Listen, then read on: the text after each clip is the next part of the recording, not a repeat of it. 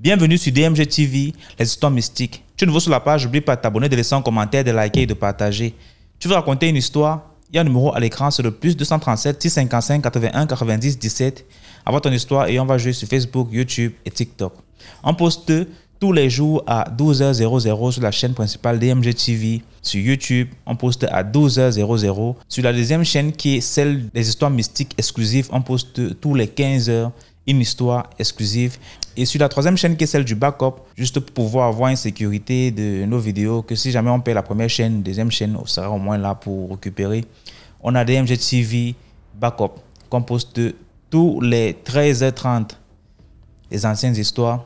Et donc, abonnez-vous sur toutes les chaînes.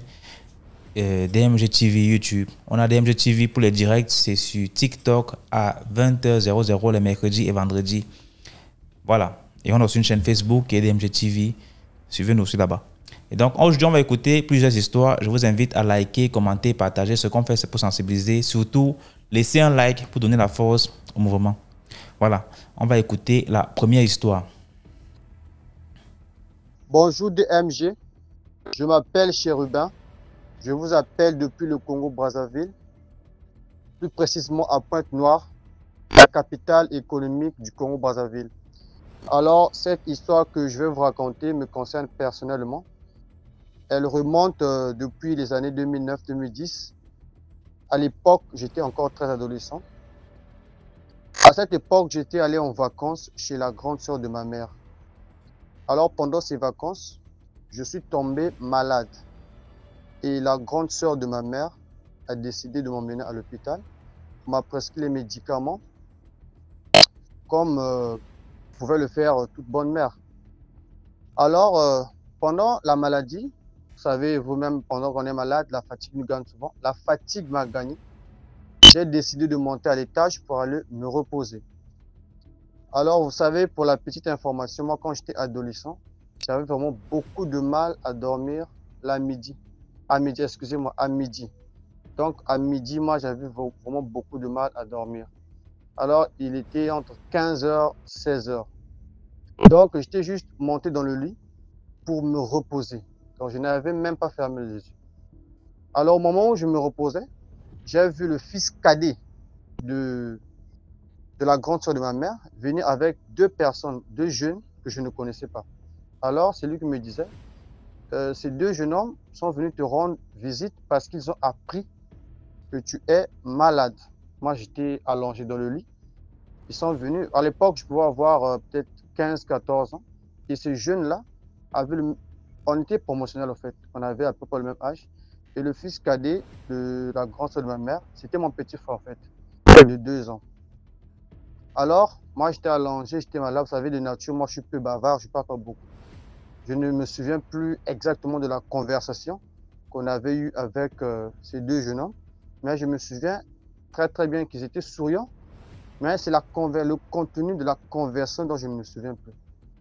Alors, je ne sais même pas combien de temps la conversation avait duré. Là, leur visite avait duré. Ils sont partis. Alors, quand j'ai fini de me reposer, je suis descendu en bas. Je suis descendu, excusez-moi, je suis descendu en bas.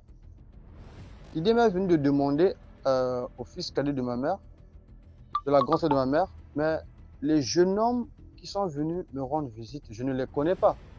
Qui sont-ils? Alors, lui, avec un air très surpris, j'ai même vu ça dans son visage, il était sérieux. Il dit, mais de quoi tu me parles? De quel jeu tu me parles? J'ai dit, mais attends, pendant que je me reposais à l'étage, tu es venu avec deux jeunes hommes pour me dire qu'ils sont venus me rendre visite sous prétexte qu'ils avaient appris que j'étais malade. Alors, il a catégoriquement nié le fait. Alors, à l'époque, j'étais adolescent. J'ai trouvé ça banal, donc j'ai banalisé l'affaire, puisque je n'avais pas de connaissances sur la spiritualité. Même quand je suis retourné chez nous-mêmes, je n'ai pas parlé de ça à ma mère, puisque pour moi l'affaire était banale. Mais le fait est que j'avais mémorisé cet événement. Au moment que j'ai grandi, quand j'ai commencé à avoir des connaissances sur la spiritualité, c'est en ce moment que j'ai compris que ces deux jeunes hommes-là, c'était comme des anges, des esprits gardiens qui étaient venus me rendre visite. Parce que je vais vous donner une petite information sur moi. À chaque fois que je dors, quand je fais des cauchemars du genre, les gens viennent me faire la bagarre ou on me poursuit, il y a toujours deux personnes qui sont avec moi. Mais à chaque fois, ils n'ont pas la même forme. Mais le constat que je fais, j'ai toujours deux personnes qui m'accompagnent dans mes combats, sur ma couche, dans les songes, les rêves. Il y a toujours deux personnes qui sont là. Donc, le but de votre plateforme d'MGTV, c'est raconter les histoires mystiques qui sont vraies. L'histoire que je vous raconte, elle est vraie. Et moi, si je la raconte, je peux expliquer après que à travers cette expérience, aujourd'hui, moi, je crois en l'existence des anges. Parce que ces esprits-là, je les avais vus avec mes propres yeux. Ce n'était pas un rêve, ce n'était pas dans mon sommeil que je les avais vus. C'était réel. Donc, cette expérience me pousse à croire aujourd'hui que les anges, c'est une réalité. Que de temps en temps, ils descendent. Bon, pas ils descendent, mais ils sont là parmi nous. Donc, cette réalité que j'avais vue, là, c'était une manifestation physique de mes esprits, de mes anges gardiens. Donc, ça me permet aujourd'hui de croire vraiment aux anges, aux esprits protecteurs. De temps en temps, ils sont là avec nous, ils nous protègent. Mais si tu n'es pas un initié, si tu n'es pas un pratiquant spirituel, tu auras beaucoup de mal à les reconnaître ou à accepter cela. Moi, à travers mon expérience, j'ai une conviction profonde sur les anges. Donc, en fait, si je parle de façon un peu... C'est comme si je bégayais là, c'est parce que je suis avec des gens ici, là, il y a un peu de bruit. Mais sinon, c'était juste ça, ma petite histoire que je voulais partager avec vous. Merci. Merci beaucoup. Merci beaucoup pour l'histoire. Maintenant, on va écouter la deuxième histoire. Bonjour DMG TV, bonjour la famille DMG. Comment allez-vous? J'espère que vous allez bien. Bonne et heureuse année à tout le monde. Ce matin, je vais raconter une histoire. Il s'agit d'une dame, une femme de ma famille, dont on est parents, maman. Je ne sais pas quel est notre lien, mais les gens disent que nous sommes de la même famille. Et cette femme-là, avec sa fille, la tante, je vais l'appeler Maman Yvette. Et sa fille, je vais l'appeler Solo. Là, ça, c'est le nom d'emprunt. Alors, vous connaissez les vieilles mamans gazeuses là, les femmes qui ne se sont jamais mariées, qui ont couché des gens pour de l'argent, tout ça là, et qu'on fait des voyages par-ci par-là. Et aussi, cette dame-là, maman Yvette là, elle a fait une seule fille.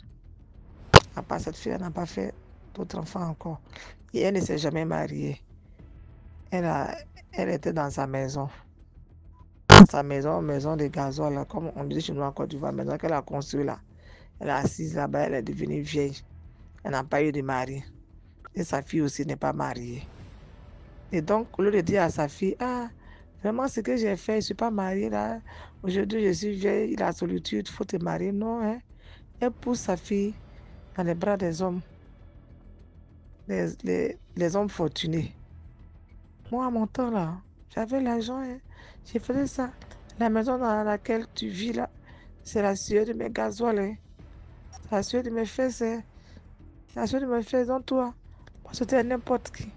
Pas sauter à n'importe qui. Elle disait ça comme ça à Solange. Et Solange aussi. Je ne sais pas si c'était à cause de la pression de sa maman ou bien quoi, je ne sais pas. Mais Solange avait quand même son petit gars à côté. Qui s'appelait, je vais lui donner un nom, par exemple, Thierry. Solange sortait avec Thierry aussi, à Cachette. Cachette aussi. Ils étaient dans une ville, on va appeler comment on appelle la ville là? Comment on appelle ça? Tabou. Voilà. Centre-ouest de la Côte d'Ivoire. On l'appelait Tabou. Et Solange sortait avec un monsieur là-bas, un Burkinabé. Le Burkinabé avait l'argent. C'est un homme d'affaires. Il avait aussi une grande plantation de VA. Et À côté de cela, il faisait ses affaires. En tout cas, ça allait chez le monsieur. Et il tenait tout à Solange. Sa maman était contente parce que ça faisait tomber aussi quelqu'un qui était bien. Mais comme Solange n'aimait pas ce monsieur, je vais l'appeler Boukari. Et comme Solange n'aimait pas Boukari, il avait son petit gars Thierry à côté. Vous savez, hein, dans la vie de l'intérieur, là, rien ne se cache. Tu vas beau cacher, mais quelqu'un va voir, il va dire, ah, j'ai vu ça, de bouche à oreille. Boukari va entendre. Et c'est comme ça s'est passé. Boukari a su ça. Il a demandé à Solange, ah, il paraît que tu as traité notre relation extra-conjugale. Il dit, non, non, non, non, non, c'est les histoires, c'est faux.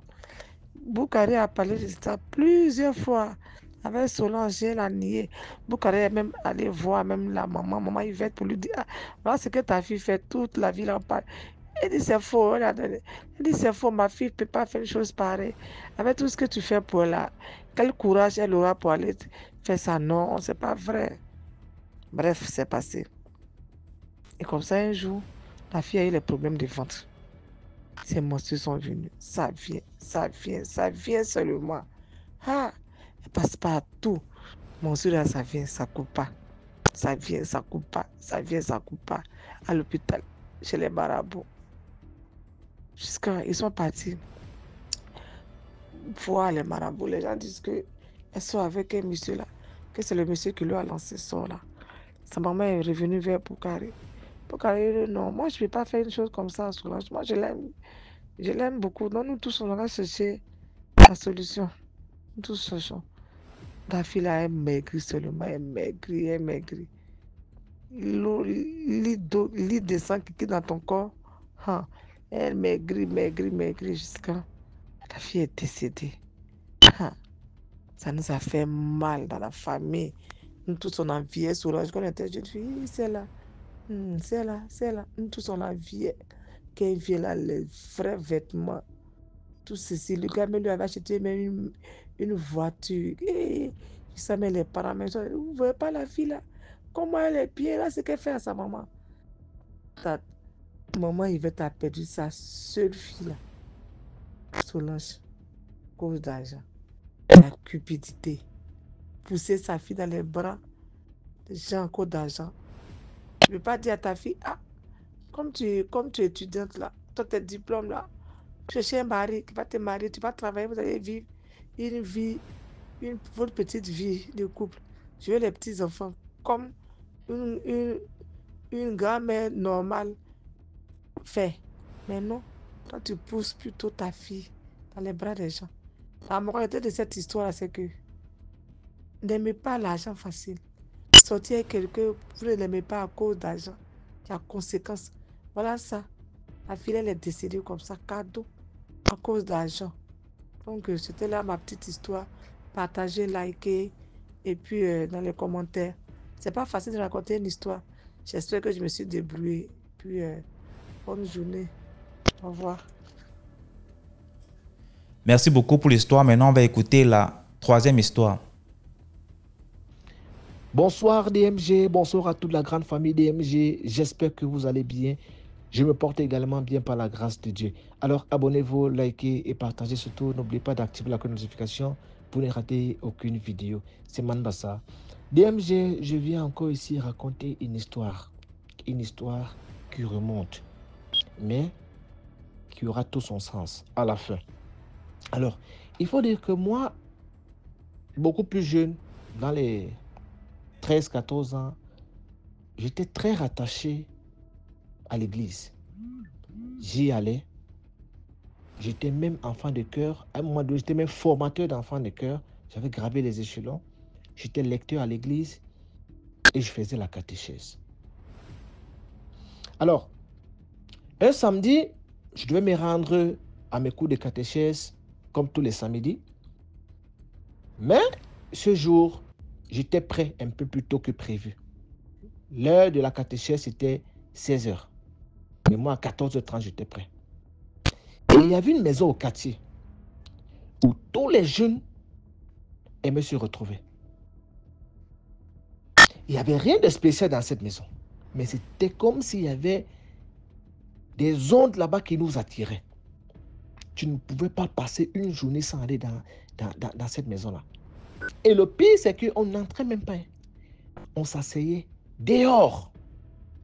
Mais tu arrivais là-bas, là, tu allais trouver presque tous les jeunes du quartier.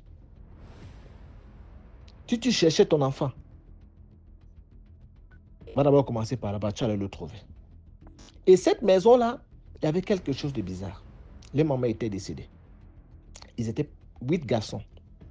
Et les papas étaient d'une méchanceté extrême. C'est-à-dire qu'ils ne s'occupaient d'aucun de ses enfants. Ils se débrouillaient tout seuls, ses enfants. Mais ils aimaient le papa d'un amour inconditionnel. Et donc quelqu'un ne fait rien pour vous. Mais vous l'aimez d'un amour inconditionnel. Ce n'est pas là l'histoire. Alors, je suis allé dans cette maison-là ce jour pour attendre quelqu'un qui forcément allait aussi aller à ses cours de catéchèse comme moi. Voilà, je suis arrivé là-bas malheureusement, il y avait encore personne. J'étais le premier arrivé là-bas ce jour. Sûrement les autres étaient à la rivière pour laver leurs vêtements. J'étais assis, j'attendais le temps passer. Et là, celui qui avait la même tranche d'âge que moi était là.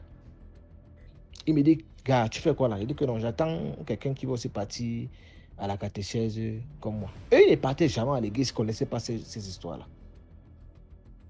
Il me dit ok. Il dit que ça te dirait d'apprendre quelque chose.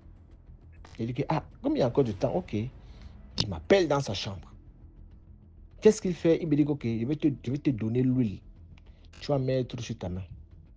Je vais te donner la photo de ma cousine. Je vais te donner la photo de ma cousine. C'est ce qu'il a fait. Il m'a demandé de me déshabiller. Lui, il est sorti. Il m'a dit que toi, frotte seulement ton truc avec.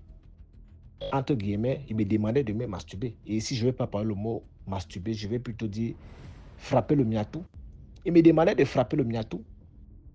J'ai commencé. J'ai frappé le miatou. Je ne savais même pas que j'étais déjà un homme. C'est ce jour que j'ai découvert que j'étais déjà un homme.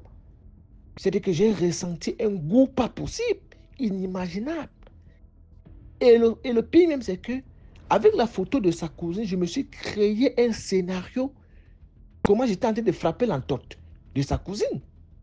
J'ai aimé. Et je ne suis même plus parti à la catéchèse ce jour. DMJ, voilà comment je développe l'addiction pour le frappage du miatou. Je commence à frapper le miatou à tout bout de champ. Jusqu'au point où mes notes dégringolent à l'école. Et l'année là, j'ai échoué. Je n'avais jamais échoué. Je ne connaissais pas c'était quoi l'échec. Mes notes dégringolent. Je ne sais pas à cause du frappage du miatou, parce que tout ce qui avait dans ma tête était frapper le miatou. Comment je commence à prendre conscience? Un jour, une de mes tantes vient chez nous. Non, une des tantes de ma mère, parce que c'est notre grand-mère. La tante de ma mère, c'est ma grand-mère. Elle vient chez nous, à l'improviste. Elle entre directement dans la maison. Elle trouve mon petit frère qui est en train de regarder le nopo, qui est en train de frapper le miatou, lui aussi. Elle crie, que, ça c'est quoi qui t'a appris ça? C'est comme ça que le soir là, elle revient à la maison. Mon père est là, ma mère est là, je suis là. Elle dit, elle raconte ce qu'elle a vu mon petit frère faire. Que mon petit frère frappait le miatou. Que comme elle est dans les affaires des églises, elle est dans les affaires des églises des rêves.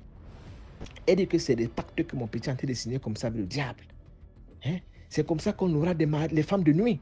Hein? C'est comme ça que ça va bloquer nos vies. Hein? Même à l'école, la mère a parlé de tout ce qui m'arrivait. Et elle dit que, est-ce que ton grand frère peut faire les choses comme ça là? Tu as appris ça où? Dans mon cœur, il dit que qui ne fait pas ça? Moi, champion du frappage de miatou, il ne fait pas ça? Non. Mais j'étais cool. Mais dans mon cœur, il dit que, grand-mère, ce que tu dis là, je fais ça plus que lui-même. Donc, j'ai pris conscience ce soir que le miatou que je frappais là, j'ouvrais comme ça les portes du diable dans ma vie. Parce que exactement, dans la nuit, les mamans venaient me frapper l'entorse très mal. Et que c'était que tu vois une maman qui est dans les cas de sorcellerie, tu ne sais pas qu'elle est dans la sorcellerie. Mais la nuit, elle vient te frapper le miatou. Juste au point quand tu pars à l'école, quand tu la vois, tu dis à tes camarades que gars, la mère là, non. La mère, si m'a frappé le miatou la nuit, m'a frappé l'entorse la nuit, j'ai yamou. Et quand tu vois une autre fille qui te plaît au quartier, il suffit seulement que tu aies sa photo. Ah, le soir, quand tu rentres, tu dis que tu frappes le miatou, tu as l'impression que tu l'as frappé l'entote, vrai. Et là, la nouvelle s'est répandue au quartier que mon petit frappait le miatou, autant pour moi. Parce que l'entote, c'est faire l'amour. Voilà, c'est gérer l'amour. Le miatou, c'est se masturber. Tout le quartier était au courant que mon petit frappait le miatou. Bizarrement, c'est chacun qui a commencé à dire que mais il y a quoi de mauvais dans ça? Il y a quoi de mauvais dans ça? Un jour, on était en train de causer entre nous les potes. Et là, deux gars avouent que eux aussi frappent le miatou et que c'est le même gars qui les a appris le frappage du miatou. Parce que moi, j'étais déjà en train de bagarrer avec ça, qu'il ne faut plus qu'il frappe le miatou. Et quand les deux gars là disent qu'ils frappent le miatou, ils disent que mais moi, je bagarre alors avec quoi comme ça là? Ma grand-mère me dit que le miatou, ce n'est pas un bon truc. Pourtant, on voit les gars qui font ça. Je recommence encore à frapper le miatou. L'année scolaire, la DMG, on a tous échoué aux examens de fin d'année. Je dis bien, si nous étions 20 à frapper le miatou, 18 ont échoué. 18. Et la rentrée académique qui suivait, 15 ont abandonné les études. Y compris mon petit frère. Mon propre petit frère, il a abandonné les études. Je ne sais pas ce qui s'est passé. Lui, il a dit qu'il ne veut plus fréquenter parce que rien n'entre plus dans sa tête. Tous mes amis avec qui je marchais à cette époque-là, ils ont presque tous arrêté des études. Tu sais pourquoi, DMG? Parce qu'ils ne voulaient plus seulement se limiter à frapper le miatou. Non. Ils voulaient maintenant frapper l'entote. Et qu'est-ce qu'il fallait faire? Comme le quartier était un peu comme des frères et sœurs, là, on ne pouvait pas se frapper l'entote entre nous. Ils partaient à la Elf, à village. Ils partaient frapper le miatou là-bas. Mais maintenant, pour frapper le miatou, il faut l'argent. Pour frapper l'entote, il faut l'argent. Les gars, maintenant, se sont concentrés sur des travaux champêtres, des jobs, la moto. Très jeunes, beaucoup ont commencé à faire la moto. Pour avoir l'argent pour que le samedi, ils partaient frapper l'entote d'un boc. Des bocs chez nous, ça veut dire prostituées. Ils partaient frapper l'entote chez les prostituées. Et DMG. Quand certains parents ont attrapé leurs enfants en train de frapper le miatou, que les enfants frappaient le miatou, tu entends aujourd'hui, tel parent a attrapé son fils en train de frapper le miatou, tel petit soeur a attrapé son enfant en train de frapper le miatou. Finalement, comme le quartier n'était pas trop grand, on s'est rendu compte que beaucoup d'enfants frappaient le miatou. Et quand on les faisait à pour dire, mais qui vous a appris à frapper le miatou? Les enfants là disaient que c'est le même gars. Nous tous, c'est le même gars qu'on doit terre. Nous tous, c'est le même gars qu'on doit terre. Et on avait presque tous les mêmes couches de nuit. Presque tous, on avait les mêmes couches de nuit. Il a fallu que moi, je quitte le quartier pour arrêter de frapper le miatou. Il a fallu que je quitte le quartier pour que j'arrête de frapper le miatou. Et tous ces jeunes qui frappaient le miatou, beaucoup jusqu'aujourd'hui sont encore dedans. Beaucoup aujourd'hui sont des pères d'enfants, 4 enfants, 5 enfants, avec des mères différentes, dans le Ben Sikin. Regarde comment ce garçon a gâché la vie des gens. Parce que je crois que c'est d'ordre spirituel, DMG. Parce que comment, une fois que les gars ont découvert le frappage du miatou, ils ont arrêté les études. L'année que... Parce qu'on a l'impression qu'il nous a tous initiés dans le frappage du miatou sur une période de 6 mois. L'année là, on a tous échoué avec fracas. Il dit, tous ceux qui frappaient le miatou, personne. DMG et ces problèmes de couche de nuit là, je souffre de ça jusqu'aujourd'hui quand j'y vais là-bas. Peut-être je pense que c'est le moment de peut-être renouer mes liens avec Dieu, je ne sais pas. Mais pour que j'arrête le frappage du miatou, DMG. Et c'est comme ça que vraiment ma vie était bloquée. Ma vie était bloquée, DMG. Et quand les parents se sont concertés pour aller voir son papa, pour dire que mais, ton fils a appris quelque chose à nos enfants. Quand ça a commencé à faire le tollé au quartier, le papa a vendu tous ses biens. Je vous jure sur tout ce qui est de plus cher que cette histoire est vraie. Le papa a vendu tous ses biens. Il est parti avec tous ses enfants au village. Ils sont rentrés tous au village. Ils ont laissé certains enfants encore en train de frapper le miato. Aussi grands qu'ils sont aujourd'hui. Ils sont caillés dans le frappage du miato. Je ne dis pas que le miato, frapper le miato, c'est une mauvaise chose. Bon, je ne sais pas. Ceux qui ont grandi en Occident, là-bas, ils vont dire qu'ils découvrent leur corps. Même ici en Afrique, d'autres peuvent dire qu'ils ont découvert, ils vont découvrir leur corps. Mais, c'est mieux de découvrir ça de toi-même. Peut-être en regardant le Nopal. Mais le genre que quelqu'un t'initie, il te laisse dans sa chambre, il te donne une photo, il te donne l'aide de toi, tu sais que c'était quelqu'un. Et il nous a tous passé au même rituel. Tout le monde, il a fait la même chose. Il a donné la photo de sa cousine. Une cousine qu'on n'a jamais vue. On ne sait pas si elle était morte, on ne sait pas si c'était un fantôme, on ne sait pas qui avait sur la photo là. Il nous a marqué que c'était sa cousine. On est tous passés au rituel.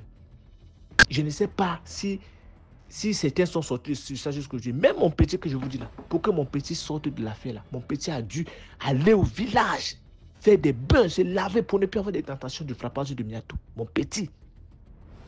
Aussi grand qu'il est, il a 28 ans aujourd'hui. Donc, chers parents, je ne sais pas si cette histoire est d'ordre mystique, je ne sais pas, les aînés qui sont là, ils peuvent un peu m'éclairer. Mais moi, je pense que cette histoire est d'ordre mystique. Et chers parents, si vous voyez votre enfant qui a une vie rangée, qui vous respecte, et qui du jour au lendemain commence à avoir des égards de comportement, regardez son entourage, regardez les qui il fréquente. Parce qu'aucun enfant ne naît mauvais. Mes chers grands frères, chers grandes soeurs, chers parents. Personne ne naît mauvais. Aucun enfant ne naît mauvais. C'est la société, les fréquentations qu'on a qui nous changent. Parce que les mauvaises choses nous donnent toujours envie d'essayer. Regardez même sur TikTok. Les gens qui parlent des fesses, des seins, ils sont plus suivis.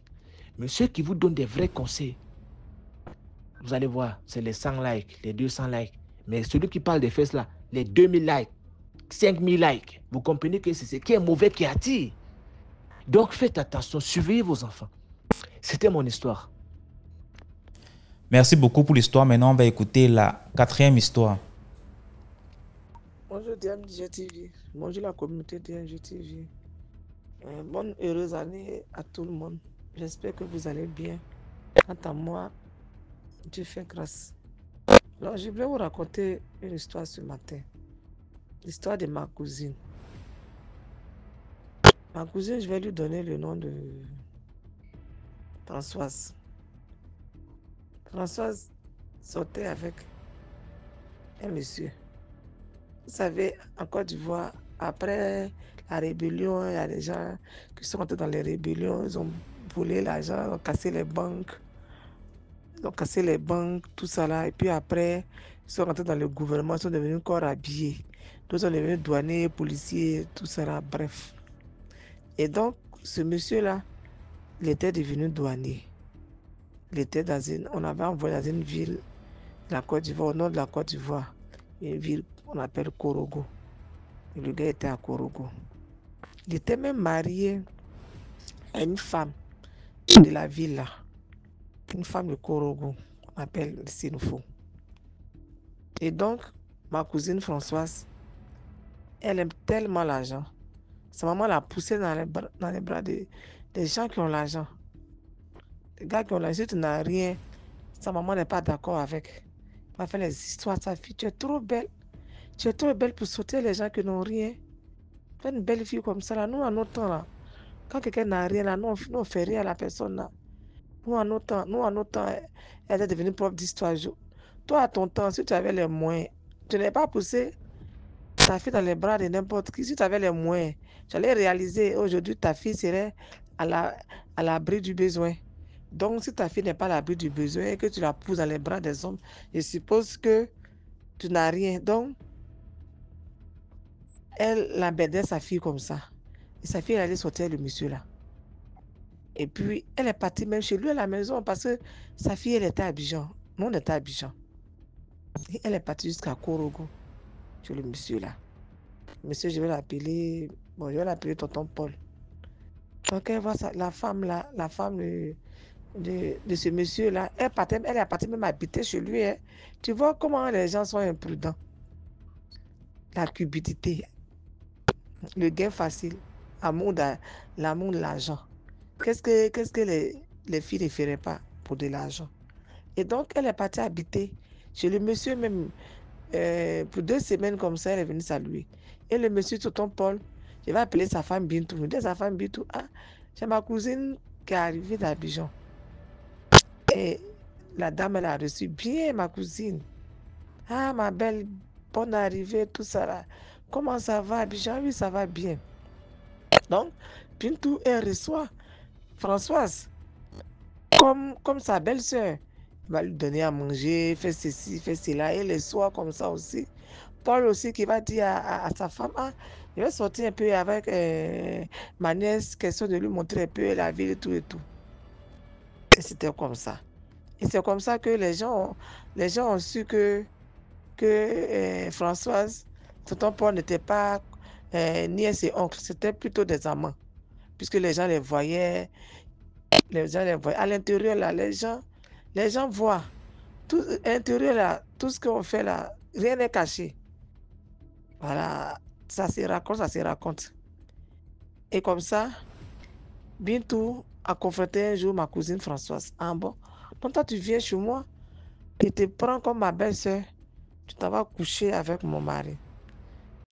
Et Françoise aussi, dans son orgueil de rival, c'est quoi? C'est parce que tu vaux rien, c'est parce que tu fais rien. Excusez-moi de te dire, c'est parce que tu fais rien au lit que moi, je sors avec lui. Pourquoi? Tu es femme aussi, non? Je suis femme. C'est comme ça que tonton Paul a fait partie ma cousine Abidjan. Et Bintou n'a rien dit, hein, mais quelques temps après, ma cousine a commencé à passer ses menstrues. Tout le temps, tout le temps, tout le temps, ses menstrues viennent seulement.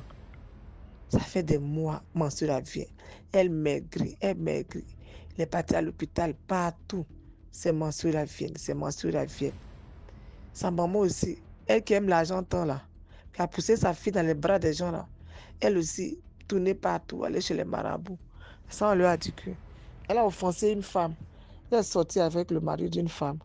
Et puis, elle a offensé la personne là. Donc, demander pardon à la personne là. C'est comme ça qu'elle s'est rappelée de ce qu'elle allait faire à Korogo. Elle a pris le numéro, elle a pris son courage à 2 mains pour appeler Bintou. Ah, vraiment, ma chérie, je demande pardon pour ce que je t'ai fait. Depuis là, mes menstrues viennent, ça ne s'arrête pas. Vraiment, je te demande pardon. Je te demande pardon. La force dans ton cœur pour me pardonner. Je regrette tout ce que j'ai fait. Mais tu dis, ok, c'est pas moi qui t'ai lancé ce sort-là. Il faut prier Dieu. Tes menstrues vont s'arrêter.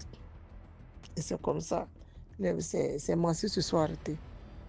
Depuis ce jour-là, même mari des gens, même, que quelqu'un la drague. Ah, demoiselle, s'il vous plaît, dit, vous êtes mariée. Même si elle ne connaît pas sa femme, elle ne s'aventure pas. Et aujourd'hui même, Françoise est mariée. Elle est mariée à Bichon-Roba. C'est pour dire que le gain d'argent, l'argent facile, là, c'est pas bon. Et puis quelqu'un même qui te prend comme sa belle, il fait tout. Et puis dans le dos de cette femme-là, tu vas sortir avec son mari, et puis tu lui dis après tes insanités. Tu ne peux même pas nier pour dire non, c'est faux, les gens racontent des bêtises. Puis tu vas fuir. Tu affrontes la dame. Donc, c'était là ma petite histoire. Mais vous allez, comment on appelle ça, dire la morale de l'histoire. Vous allez faire vos propres conclusions. Donc, c'était là mon histoire, ma petite histoire. Partagez, likez. Et puis, dans les commentaires, vous savez, c'est pas facile, hein. C'est pas facile de raconter une histoire. Voilà. Donc, soyez un peu indulgents, quoi. Je suis pas trop habitué à raconter les histoires. Donc, c'est un début. J'espère qu'avec le temps, ça va aller. Bon, au revoir et bonne journée. Merci beaucoup pour l'histoire. Maintenant, on va écouter la 5e histoire. DMG, bonsoir. Bonsoir à toute la famille DMG. Ou bonjour, comme vous allez écouter le voice. DMG, c'est seulement le temps qui ne favorise pas que je raconte les histoires de façon enchaînée. Mais je pense que je vais prendre quelques minutes pour raconter cette histoire. C'est suite à une histoire que j'ai suivie des 6 histoires mystiques de DMG c'est quoi, YouTube. Voilà. Donc, je sais plus trop si c'est la dame qui demandait de faire attention aux réseaux sociaux, du genre quand on publie nos images, on publie les vidéos nous concernant dans les différents réseaux sociaux. Donc du coup, il y en a excusez-moi, hein, vraiment, le climat actuel favorise la grippe et tout. Donc vous allez seulement souffrir de m'écouter comme ça. Voilà, donc je reviens à mon histoire. La dame parlait de la publication de sa vie ou bien de ce qui concerne chacun dans les réseaux sociaux. Et je pense il y avait eu un décès d'une de ses connaissances, l'enfant d'une de ses connaissances qui avait publié, je pense, des vidéos de sa fille dans les réseaux. Elle est décédée. Bon, moi, mon histoire aujourd'hui parle des images ou des vidéos. Je vais parler d'une dame on va parler de maîtresse spirituelle. Elle n'est pas Ganga. C'est comment est-ce qu'on appelle ceux qui sont en dessous? L'île de France. Non, c'est même pas l'île de France. Non, je sais pas si le Cap Vert. Bon, bref, un pays. L'île Maurice, je pense bien. Voilà. L'île Maurice, en dessous de la France, là-bas. Donc, elle, je vais lui donner le prénom de Nadège. Nadège, elle est née avec un don ou des dons.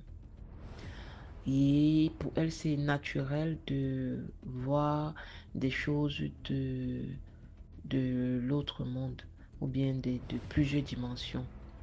Parce que ici, on n'est même plus, DMG, dans ta page là, on n'est même plus, on ne veut plus prouver aux gens que la sorcellerie existe ou bien le monde spirituel existait. C'est qu'on est dans ça, on est noyé dans ça. Maintenant, c'est chacun qui digère ça comme il veut. Si tu veux, tu dis non, ça n'existe pas, tu joues à l'aveugle, la tête de l'autruche là dans la tête, ça te regarde.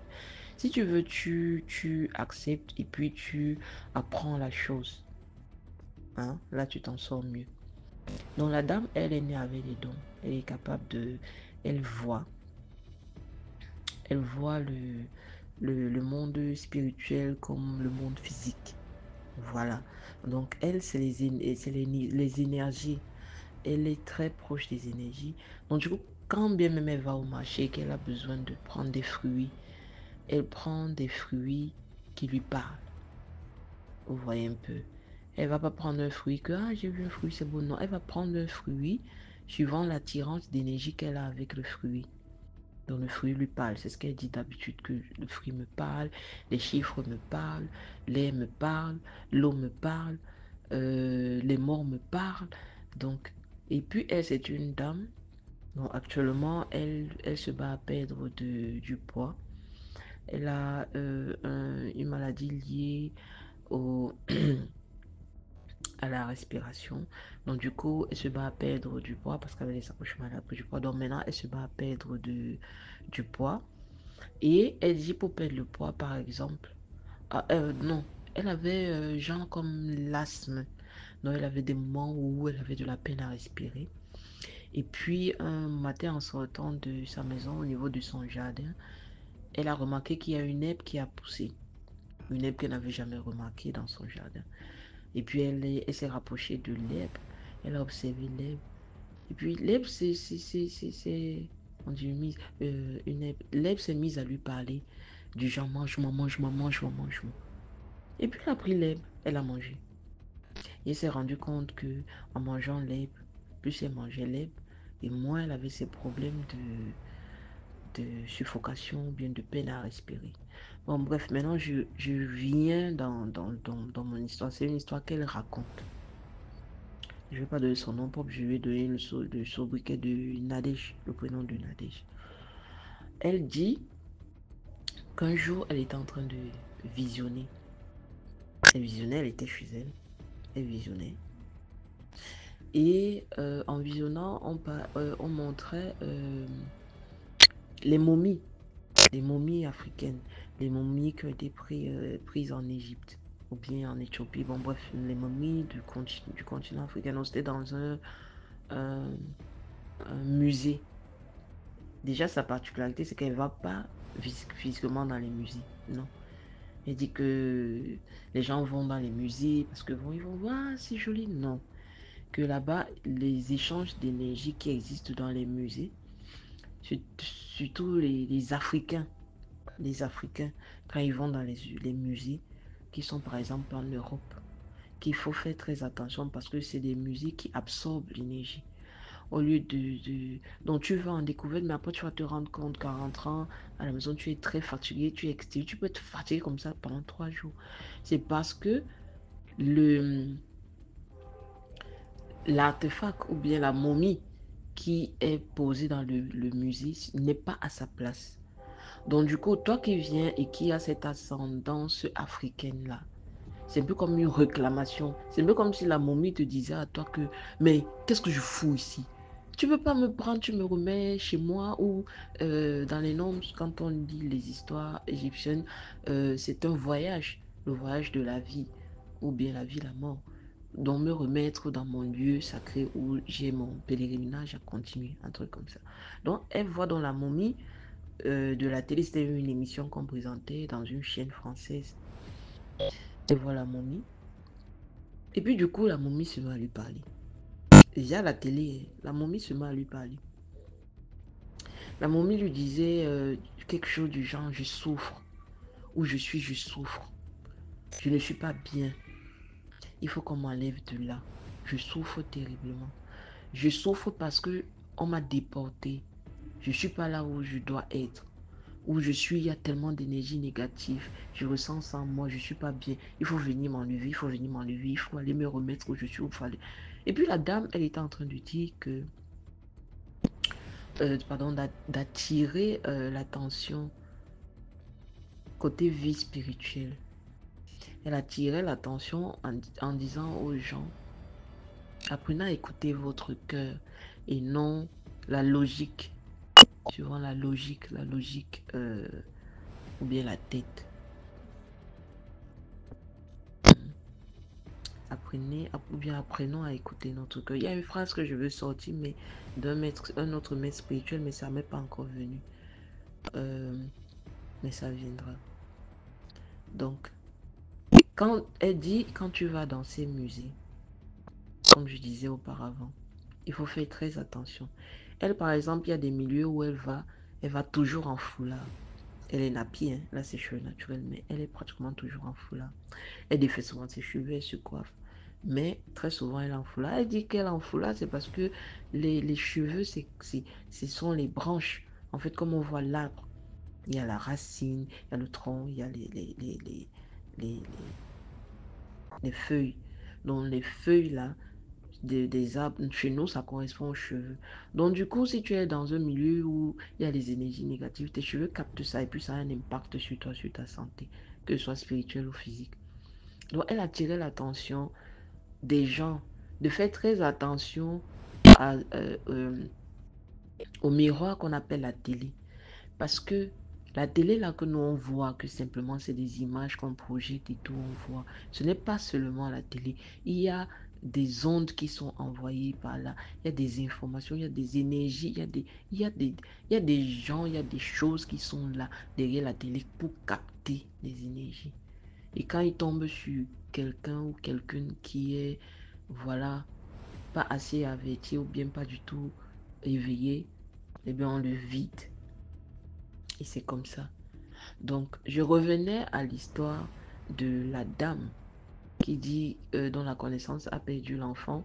Parce que l'enfant, la maman présentait l'enfant tout le temps dans les réseaux sociaux, je pense que c'est TikTok. Et après, on lui a dit, hé maman, il faut faire attention. L'enfant que tu présentes, elle a dit non, c'est ma vie, patata, machin, truc et tout. Et après, l'enfant est tombé malade, l'enfant est décédé. C'est quand l'enfant est décédé qu'elle est venue, elle a présenté, disons, toujours dans les mêmes réseaux sociaux que l'enfant est décédé, patata. Donc, pour dire, faisons attention. Nous-mêmes, les mamans, là, quand on laisse nos enfants visionner, là, faisons attention. Nous-mêmes qui nous plaçons devant la télé, là, faisons attention. Et moi, je vais attirer l'attention de chacun d'entre nous ici. J'ai toujours dit ici, là, que la sorcellerie, là, c'est un couteau. La sorcellerie, c'est le couteau. C'est l'usage de la sorcellerie qui est mauvais. De toute façon, on est baigné dans la sorcellerie. C'est pas d'aujourd'hui, la sorcellerie. Ça a toujours existé, ça va toujours exister. Ça a toujours existé, ça va toujours exister. La sorcellerie va toujours exister parce que c'est le monde spirituel. Le monde spirituel fait le monde physique. Ça va éternellement exister. Tant que la vie existe, ça va exister.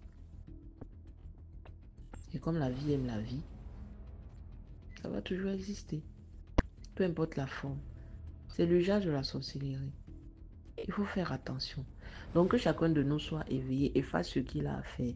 Que de tout le temps crier, se plaindre, moi je le dis toujours. Tout le temps crier, se plaindre, oh il est sorcier, oh machin truc. Parfois je me dis, tous ces déséquilibres qu'on a de nos sorciers dans nos familles là, c'est parce que les choses ne sont pas à leur place. Parce que le sorcier est là pour te révéler que tu es déséquilibré. Que tu as une blessure dans ton esprit, ton âme, que tu dois guérir. Plus tu laisses la blessure béante, plus le sorcier vient s'accrocher et plus il t'absorbe et à la fin il te tue. Mais s'il vient, pas les rêves, par exemple, les gens font les rêves là. Ils rêvent que quelqu'un est entré dans leur maison sans demander à entrer. Des inconnus sont entrés chez eux. C'est pour te dire que ton âme là est déjà blessée. Il faut déjà que tu fasses quelque chose. Et la première des choses à faire, le conseil que je peux donner ici à chacun de nous, c'est que la première des choses à faire et à faire tout le temps, c'est la purification. Apprenons à se purifier. Purifions-nous. Même si c'est une fois par semaine ou une fois le mois. Mais il ne faut pas déborder. Il faut faire attention à ses rêves, faire attention à ce qu'on voit et apprendre à les maîtriser. Tu vois un inconnu dans ton rêve, maman, ton âme est déjà affectée. C'est ton âme qui t'alerte que non, là où je suis déjà blessé. Essaie de me guérir. Si tu ne fais pas, ça ne sera plus un inconnu. Ça sera qu'on est venu violemment ou bien on est venu t'arracher quelque chose. C'est ton âme qui t'alerte que pardon, ça ne va pas.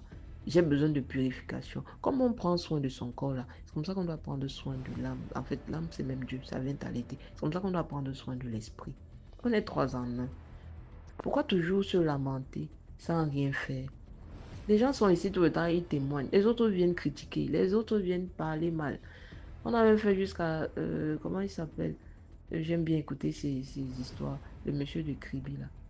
Le guerrier de Dieu. Il est venu se plaindre. Pour moi, je vais me dire que arrêtons même ça. On doit vraiment parler tout le temps à l'été. Ça, si ça n'aide pas les uns, ça aide les autres. Et malheur à ceux qui marchent toujours. Quand on publie nos histoires DMJ dans ta page là, il y a des gens déséquilibrés qui, même seulement par la parole, ils traversent nos murs, ils viennent dans nos rêves. Moi je dis, même les rêves ou bien de façon, ils viennent, on va dire, on les appelle communément des sorciers. Mais parfois même le sorcier, ce n'est pas celui-là qui sait qu'il est sorcier. Parfois c'est pas la parole. Il y a des gens qui ont le don de la parole. Tu racontes ton histoire comme ça là. Il vient, il dit, ah, machin truc, c'est même quelle histoire. Il parle comme ça, il t'envoie les mauvais hommes. Si tu es déséquilibré, ça t'atteint. Donc faisons attention à nous et faisons ce qu'il y a à faire. Moi je dis c'est là que apprenons de la sorcellerie. Apprenons de nos traditions. Apprenons de nous-mêmes. Ce n'est pas quelqu'un d'autre qui viendra nous sauver. Excusez-moi les chrétiens. Je n'ai pas dit que Dieu n'existe pas. C'est pas ce que je dis. Mais je dis Dieu est en chacun de nous. Il commence par nous. C'est quand tu n'entends même pas, tu comprends pas, qu'il va même voir ton voisin ou bien quelqu'un d'autre pour encore t'alerter. Vous voulez seulement qu'il apparaisse. Ou bien vous voulez seulement que les sorciers finissent de manger les gens dans vos familles pour vous réveiller. Mais faites le nécessaire, faisons le nécessaire. Faites vos purifications. Purifiez-vous. Même seulement avec l'eau simple. Il faut te purifier. Pourquoi tu vas seulement attendre quand c'est déjà grave pour chercher les solutions, aller voir les gangas et tout, et parfois tomber sur un mauvais ganga même qui, au lieu d'ouvrir ou bien de faire sortir les mauvaises entités de ta vie, il va il va fermer une porte, ouvrir une autre qui va même encore t'emmerder plus. On a tellement on a tellement à apprendre de nous-mêmes là. Mais tellement on est déséquilibré. On fait confiance aux autres, on fait confiance aux gens. On accepte nous là, on accepte toujours les choses venues des autres. Qu'on ne se concentre pas un peu sur nous-mêmes. Méditation. Hein, les gens font les pèlerinages ici.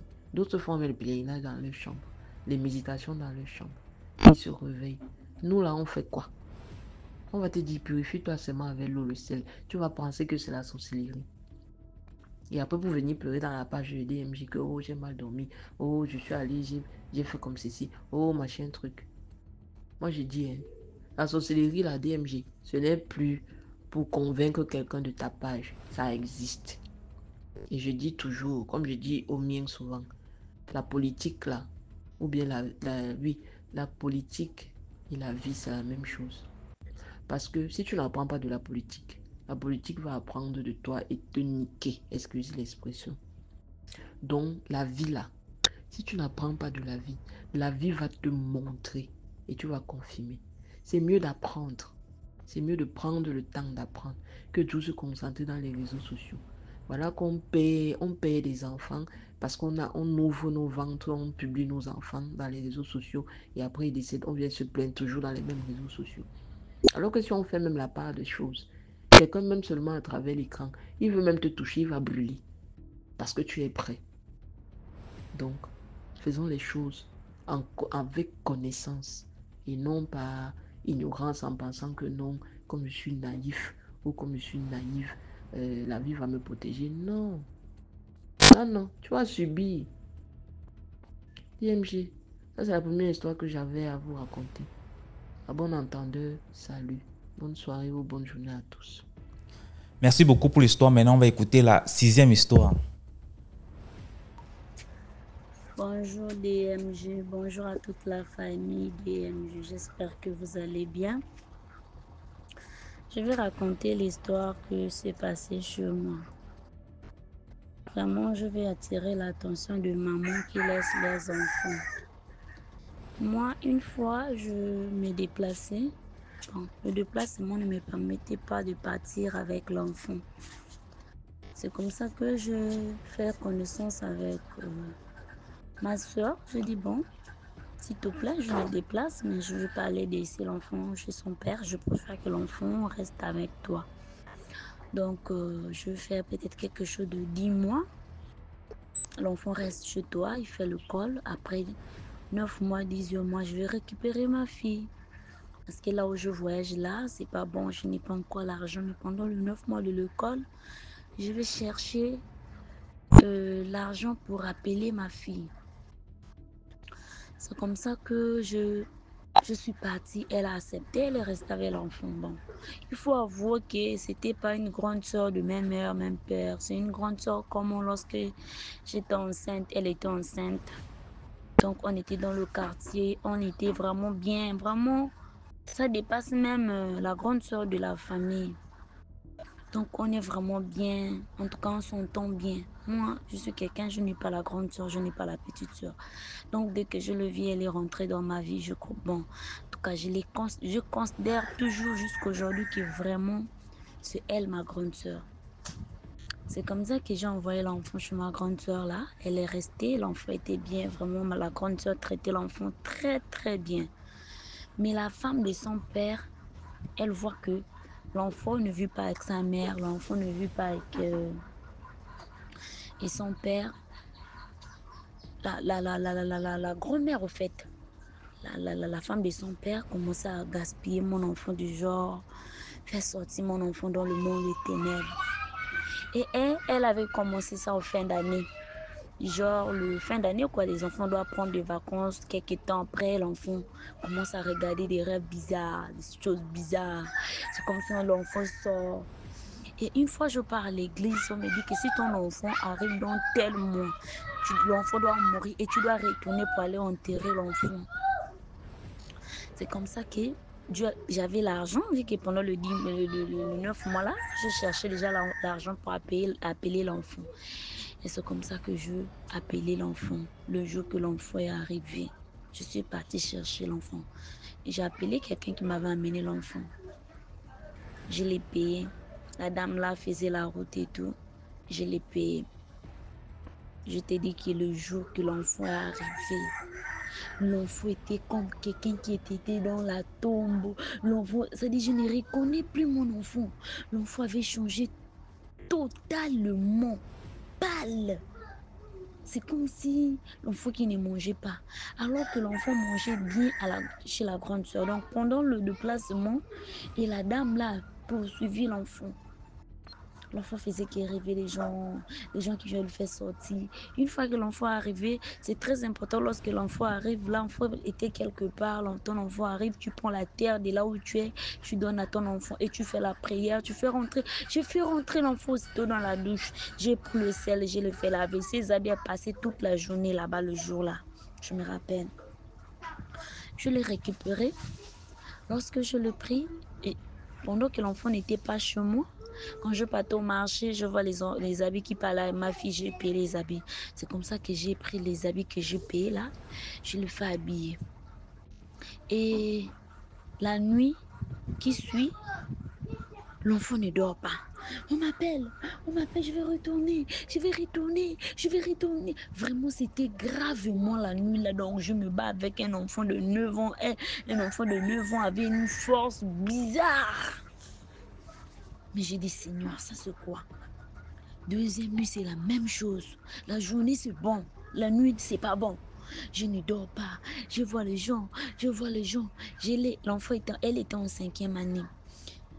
Les problèmes à l'école, là-bas, les gens le provoquent à l'école. Elle dit à la personne et à sa copine que toi, là, tu vas voir ce que je vais te faire la nuit. Tu vas voir.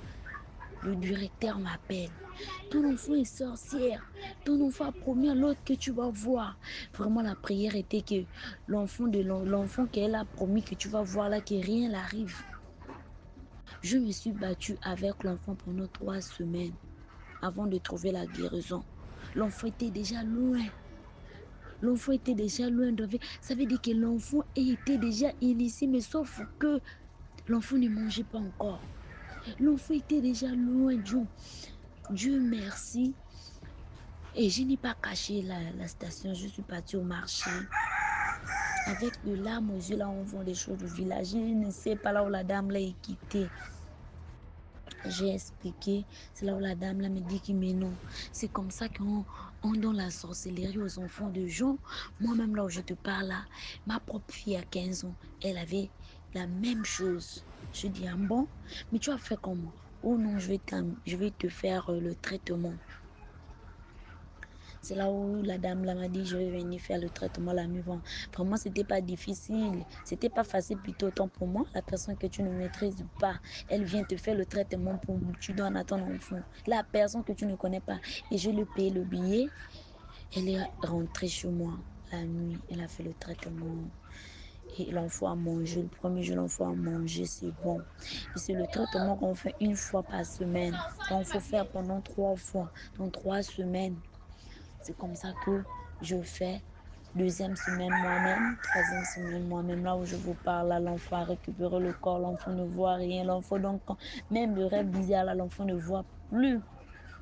Donc, c'est là où je voulais dire vraiment, les mamans, je sais qu'on peut se déplacer, on peut aller n'importe où, mais il faut faire très, très attention. Vraiment, si une grande soeur là, je l'ai laissée, elle n'avait pas des intentions, même elle-même, elle ne savait pas qu'on est en train de gaspiller l'enfant qu'elle garde.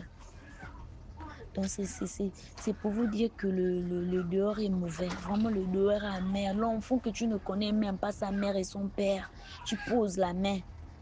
On dit qu'avant, on disait que la sorcellerie, c'est quelqu'un qui donne la route dans la famille. Mais non, je ne crois pas. Et la sorcellerie, peu importe qui peut venir imposer la main sur ton enfant.